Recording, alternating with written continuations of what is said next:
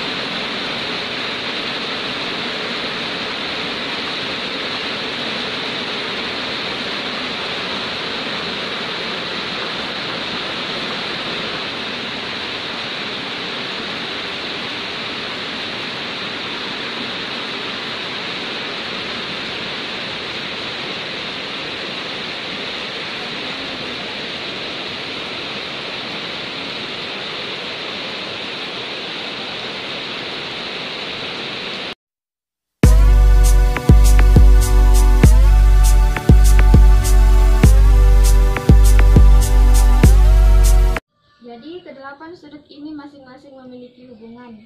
Nah, secara umum, ke-8 sudut itu memiliki hubungan ada 6. Yang pertama itu sudut sehadap.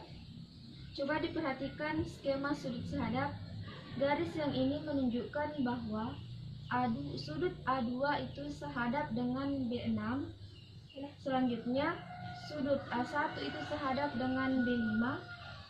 Sudut A3 sehadap dengan B7 dan sudut A4 sehadap dengan B8.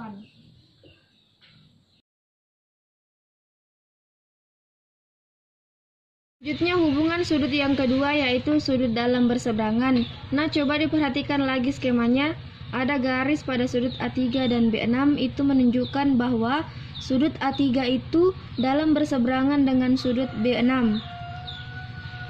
Sudut dalam berseberangan yang lain yaitu sudut A4 dengan B5. Nah, setiap sudut dalam berseberangan itu memiliki besarnya sama. Jika A3 itu sebesar 45 derajat, maka B6 juga sebesar 45 derajat. Ya, B6 sebesar 45 derajat. Selanjutnya hubungan sudut yang ketiga yaitu sudut luar berseberangan. Coba diperhatikan lagi skemanya. Pada garis A2 dan B7 itu menunjukkan bahwa sudut itu adalah luar berseberangan. sudut A2 luar berseberangan dengan sudut B7 dan sudut A1 luar berseberangan dengan B8. Setiap sudut luar berseberangan besarnya juga sama. Nah, jika sudut A2 itu sebesar 60 derajat, maka sudut B7 itu sebesar 60 derajat. ya, sudut B7 juga sebesar 60 derajat. Nah, selanjutnya itu yang keempat, sudut bertolak belakang. Perhatikan lagi skemanya bahwa sudut bertolak belakang itu ditunjukkan oleh sudut A2 dan A3. Maka sudut A1 juga bertolak belakang dengan A4. Sudut B5 bertolak belakang dengan B8 dan sudut B7 bertolak belakang dengan B6. Setiap sudut yang bertolak belakang itu besarnya sama. Jika sudut A2 memiliki besar sudut 60 derajat, maka sudut A3 itu juga memiliki besar yang sama karena A2 dan A3 itu saling bertolak belakang. Misalnya lagi, jika A1 itu 40 derajat, berarti A4 juga itu 40 derajat karena A1 dan A4 itu saling bertolak belakang, di mana sudut yang saling bertolak belakang itu memiliki besar yang sama. Selanjutnya yang kelima yaitu sudut dalam sepihak. Nah, coba diperhatikan lagi skemanya. Sudut dalam sepihak di sini ditandai oleh garis. Sudut dalam sepihak yaitu sudut A4 dengan B6 dan sudut A3 dengan B5. Nah, sudut dalam sepihak itu belum tentu memiliki sudut yang sama besar. Caranya untuk mencari yaitu dengan bantuan sudut-sudut yang sebelumnya, hubungan sudut-sudut yang sebelumnya telah dijelaskan, lalu mencari besar sudut dalam sepihak. Kemudian yang terakhir yaitu sudut luar sepihak. Sudut luar sepihak yaitu ditandai dengan sudut A2 luar sepihak dengan B8 dan sudut A1 itu luar sepihak dengan B7. Jadi sudut luar sepihak ini sama dengan sudut dalam sepihak. Setiap sudut luar sepihak itu belum tentu memiliki besar yang sama. Caranya untuk menghitung yaitu dengan mengetahui hubungan sudut-sudut sebelumnya. Misalnya sudut luar sepihak ini A2 luar sepihak dengan B8. Terus A2 itu bertolak belakang dengan B3. Lalu B3 itu dalam berseberangan dengan B6. Selanjutnya B6 dengan B8 itu adalah sudut berpelurus yang dibagi oleh satu sisi. Jadi untuk mengetahui besar sudut luar sepihak, yaitu kita mencari menggunakan sudut-sudut yang sebelumnya sudah dijelaskan. Ada beberapa hubungan, bisa bertolak belakang, berpelurus, atau dalam berseberangan misalnya.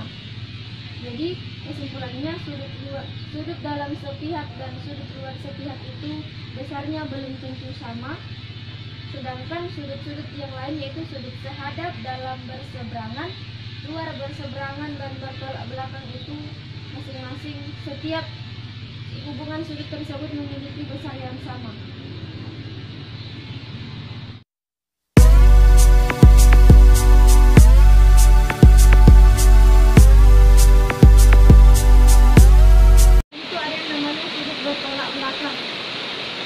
Coba adik-adik perhatikan di sini, namanya sudut bertolak belakang.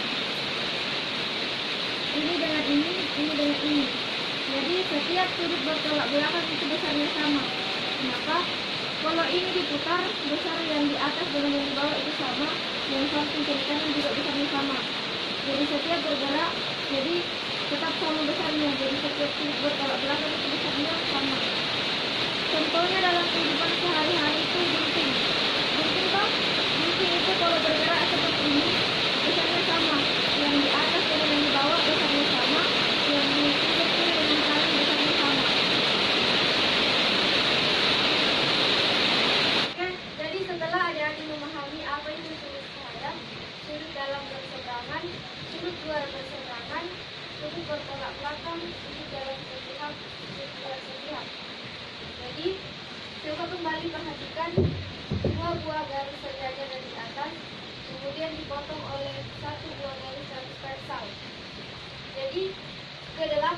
sudut ini masing-masing mempunyai hubungan. Nah, coba diperhatikan. Jika ada garis lurus,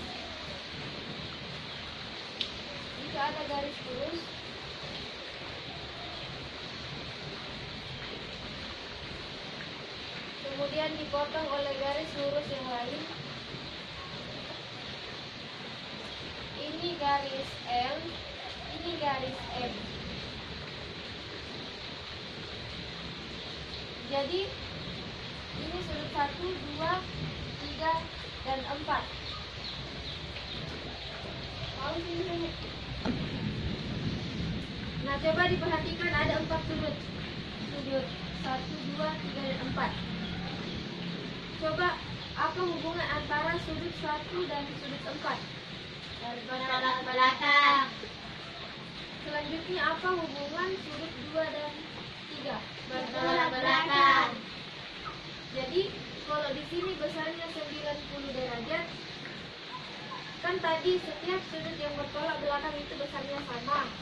Nah, kalau 2 dan 3 bertolak belakang, berarti sudut 2 dan 3 itu besarnya sama. Nah, jika sudut 2 itu senilai 90 derajat, berarti sudut 3 itu bernilai berapa derajat? 90 derajat. Ya, 90 derajat.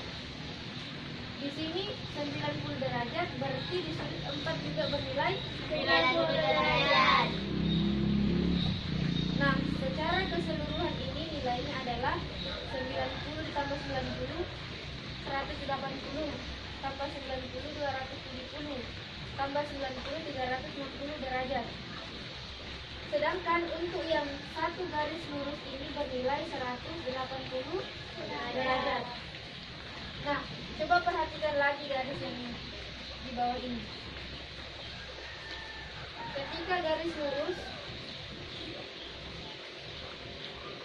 ditambah sebuah garis di atasnya, ini senilai 45 derajat.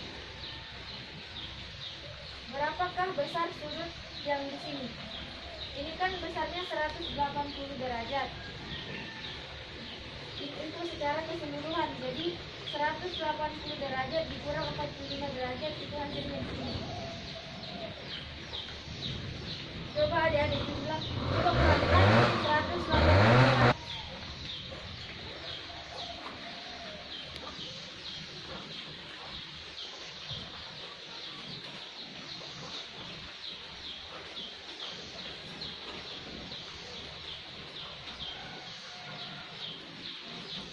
Jadi 180 derajat dikurang 45 derajat itu sebesar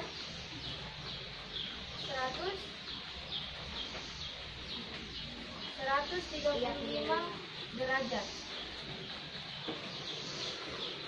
Nah, coba perhatikan kembali gambar yang di atas ini.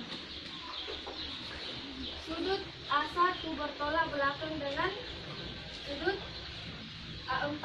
Kemudian sudut A2 bertolak belakang dengan A3. Nah, setiap sudut